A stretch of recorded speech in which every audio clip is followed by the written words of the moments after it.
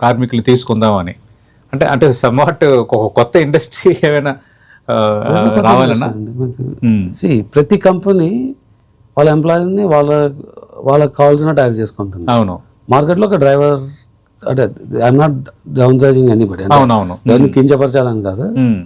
ప్రతి ఆక్యుపేషన్కి ఒక రేట్ ఉంటుంది. ఓకే, హైదరాబాద్లో ఒక డ్రైవర్ని హైర్ చేసుకోవాలంటే 18,000 నుంచి 50,000 ఇచ్చుకోవచ్చు. నాకు పర్సనల్ డ్రైవర్, నాకు చాలా క్రిటికల్ డ్రైవింగ్ కాకుండా నాకు వేరే అంటే నా డిఫరెంట్ మేనేజరల్ యాక్టివిటీస్ చేసినప్పుడు నేను 50 కూడా ఇచ్చుకోవచ్చు.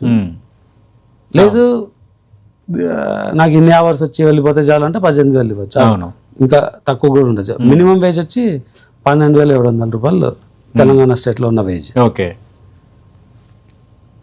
నేను సినిమాలో హైర్ చేసుకుంటే కూడా నాకు ఆ రేంజ్లోనే ఉండాలి.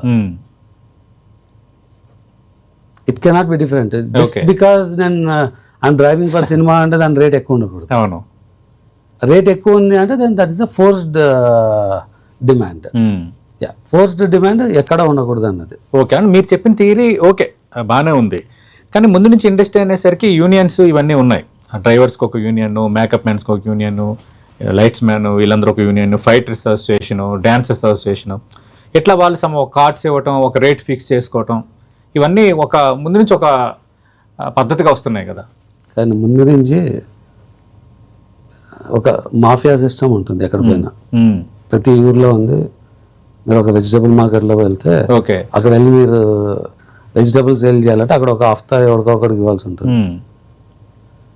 బట్ ఇవాళ లేదు.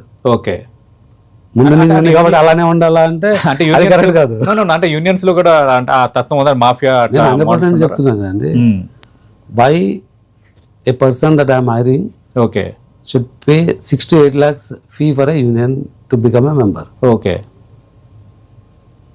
అవును, అంత పే చేస్తే వాళ్ళు కార్డు నేను ఇచ్చేదేమో ఆ కార్డు నాకు ఎందుకు కావాలా? అర్థమైంది, అదే రెగ్యులేటరీ బాడీ. అవును, మీరు అన్నట్టుగా మీరు డాక్టర్ ఒక ప్రొఫెషన్ చేయాలంటే దానికి ఒక ప్రొఫెషనల్ ఆక్యుపెన్సీ అని అంటే ఒక ఇది ఉంది. అంటే అది లీగలా లేకుంటే ఏమని చెప్తారు తెలియదు. But there is a system in the country for any professional occupancy. ఒక డాక్టర్, ఒక చార్టెడ్ అకౌంటెంట్, లాయర్ ఉంటే దానికి వెల్ డిఫైన్డ్ సిస్టమ్ ఉంది.